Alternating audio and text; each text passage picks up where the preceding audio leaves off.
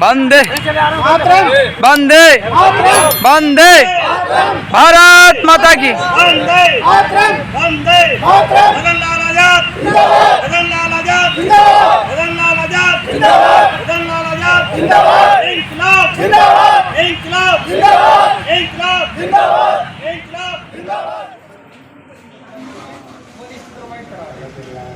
और एक दो प्रशासनिक अधिकारी हैं जो भी आपको सफल लेने में मना कर रहे हैं। एक तो राजीव शर्मा है और एक मैडम कह रही है कि मुझे डायरेक्ट मना कर देते हैं कि हम नहीं लेंगे। सर जी भुगतान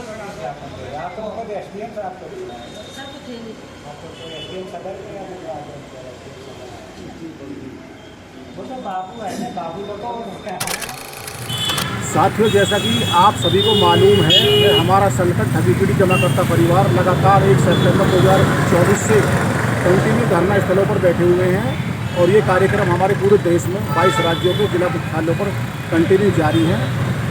और हम डेली किसी न किसी सक्षम अधिकारी को, किसी न किसी शासन के प्रशासन के सक्षम अधिकारियों को, राजनेताओं को, मंत्रियों को ज्ञापन देते चले आ रहे हैं और प्रशासन से लगातार निवेशकों के भुगतान की मांग का बीड़ा उठाए हुए हैं। भुगतान प्राप्त करना निवेशक का हक है और इस हक को हम संगठन के माध्यम से सभी साथियों का पैसा दिलाकर रहेंगे। अंजाम चाहे कोई भी हो, उसके लिए भुगतने के लिए हम तैयार हैं। इसी कड़ी में आज हमने गाजियाबाद के जिलाधिकारी महोदय को माननीय राज्यपाल उत्तर प्रदेश को ज्ञापन दिया गया है और इस ज्ञापन में हमने बड एक्ट 2019 की मांग रखते हुए निवेशकों का भुगतान कराने के लिए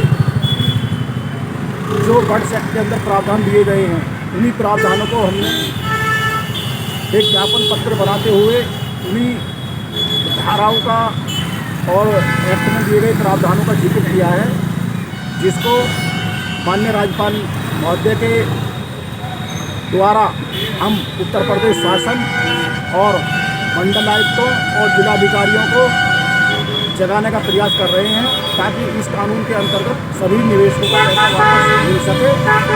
और ये ज्ञापन आज हमने राज्यपाल महोदय के नाम लिखा है। तो इसमें हमने बड एक्ट में दिए गए प्रावधानों का उत्तर प्रदेश सरकार KVCL India limited Kalpataru group of company से भुगतान कराने में उचित कदम उठाने के लिए प्राधिकारियों को तत्काल प्रभाव से आदेशित करने तथा बड एक्ट 2019 के अंतर्गत भुगतान कराने हेतु ज्ञापन दिया जा रहा है। महोदय, आपके संज्ञान में लाना है कि जब भारत सरकार ने बड एक्ट 2019 एक प्रभावी कानून बनाकर समस्त राज्यों में अधिसूचित कर दिया गया है, तो फिर आपके उत्तर प्रदेश में इस एक्ट पर कोई प्रभावी एक्शन क्यों नहीं हो रहा? कोई भी निर्णय इस बड एक्ट 2019 पर नहीं लिया जा रहा है। समूचे उत्तर प्रदेश में बड एक्ट पर आज दिनांक तक किसी भी निर्णय में निवेशक के हित में कोई कार्य नहीं किया गया है, जबकि इस एक्ट के अंतर्गत निवेशकों के भुगतान कराने में सहायक व रामबाण है और विशेष अधिकारों का प्रावधान मौजूद है जो निवेशकों के हितों की रक्षा करता है। बड एक्ट 2019 के अध्याय 3 की धारा 7 में सक्षम प्राधिकारी नियुक्त किए जाने की शक्ति भी समायोजित की गई है, जो समुचित मौजूदा सरकार इस अधिनियम के लिए बाध्य भी है। हर मौजूदा सरकार अपने विवेक से एक या एक से अधिक अधिसूचना के द्वारा सक्षम प्राधिकारी नियुक्त कर सकती है और अध्याय 7 की धारा 1, 2, 3, 4, 5, 6, 7, 8 में भी शक्ति निहित की गई है। बड एक्ट 2019 के अध्याय 4 में निहित शक्तियों का प्रयोग करते हुए निवेशकों की भुगतान की राशि की प्रक्रिया को सरल बनाता है और यह उपरोक्त एक्ट भुगतान की प्रक्रिया को भी शक्ति प्रदान करता है।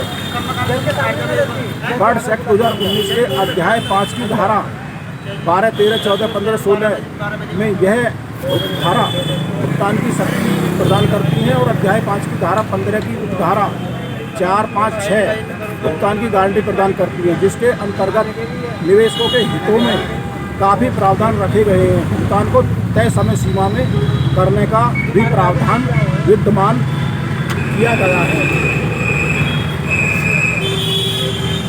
इसी क्रम में बजट 2019 के अध्याय 6 की धारा 21, 22, 23, 24, 25, 26, 27 में काफ़ी शक्तियों का समायोजन किया गया है जो सभी निवेशकों के भुगतान को करने में सहायक सिद्ध हैं और भारत भुगतान को तत्काल प्रभाव से करने की राह को आसान बनाते हैं।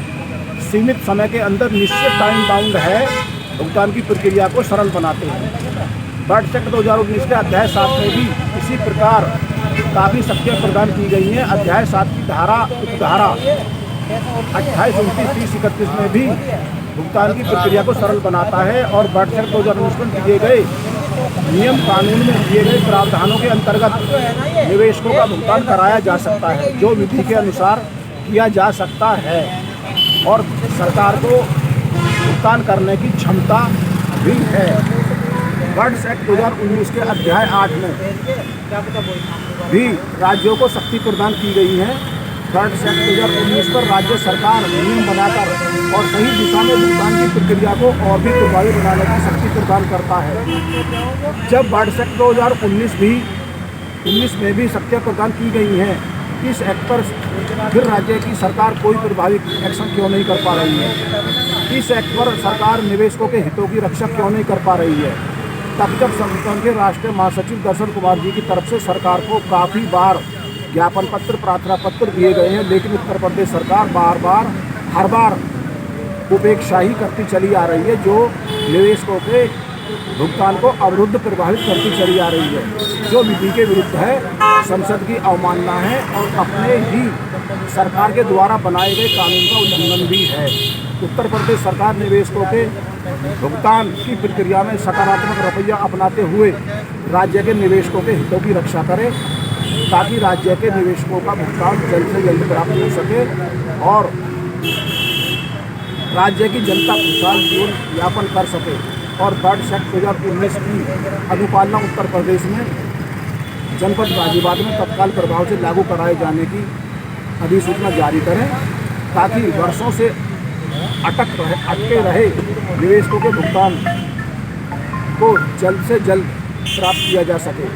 अच्छा माननीय महोदय, आपसे अनुरोध है कि बजट एक्ट 2019 में तत्काल प्रभाव से निवेशकों के भुगतान को करने में उपरोक्त एक्ट को प्रभावी करें और उत्तर प्रदेश के सभी जनपदों में सभी धरने का 37वां दिन आज सभी ठगी पीड़ित जमाकर्ता परिवार संगठन के पद अधिकारीगण जिला अमरोहा के जिला कलेक्टर पर आए हुए हैं। आज हम सभी लोगों ने माननीय एसपी साहब को एजेंटों की सुरक्षा हेतु एक ज्ञापन दिया सौंपा गया है। माननीय एसपी साहब ने आश्वासन दिया है कि क्या नाम है, आपके हर मांग पर कार्रवाई की जाएगी। जो छोटी छोटी कंपनियां हैं उन कंपनियों का भी डाटा मांगने के लिए एसपी साहब ने कहा है कि हर सीओ को हम अपने गाइडलाइन भेजेंगे। जो लोकल कंपनियां हैं उनके खिलाफ कार्रवाई की जाएगी। उनके खिलाफ क्या नाम है, CMDO के खिलाफ मुकदमे लिखे जाएंगे गैंगस्टर के तहत। आज हम इसी मांग को लेकर यहाँ इकट्ठा हुए हैं। 37वां दिन है। माननीय मदन लाल आजाद जी जिंदाबाद। ठगी पीड़ित जमाकर्ता परिवार संगठन जिंदाबाद। मदन लाल आजाद जिंदाबाद। मदन लाल आजाद जिंदाबाद। ठगों को फांसी दो, ठगों को फांसी दो। वॉट्स एक्ट लागू करो, वॉट्स एक्ट लागू करो, वॉट्स एक्ट लागू करो। हमारा पैसा वापस करो, हमारा पैसा वापस करो। हम अपना अधिकार मांगते नहीं, किसी से भीख मांगते। अपना अधिकार मांगते नहीं, किसी से भीख मांगते। जय हिंद, जय भारत।